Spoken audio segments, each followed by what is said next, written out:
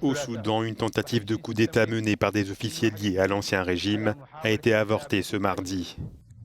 À l'aube, des putschistes auraient tenté de prendre le contrôle des bâtiments des médias d'État. Selon les autorités, les chefs du complot ont été arrêtés et la situation serait maîtrisée.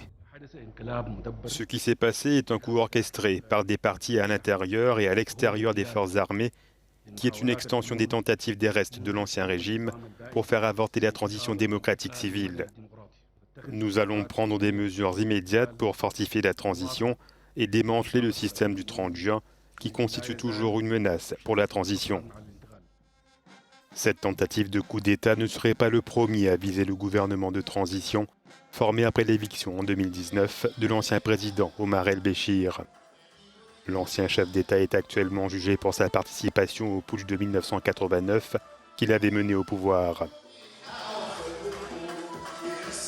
Depuis 3 jours, des manifestants bloquent des routes et le principal port du pays pour dénoncer un accord de paix historique signé en 2020 avec les rebelles.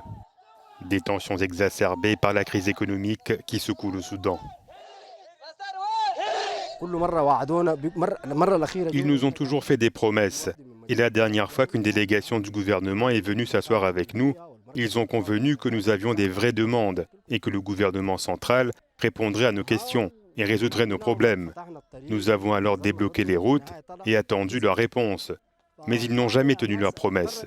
Les gens ont été obligés de bloquer les routes, mais cette fois c'est définitif. Soit vous résolvez nos problèmes, soit nous continuons le blocage des routes. Dénonçant le coup de force, le puissant chef paramilitaire Hemeti, ancien du régime el-Béchir, a pour sa part renouvelé son soutien à la transition démocratique.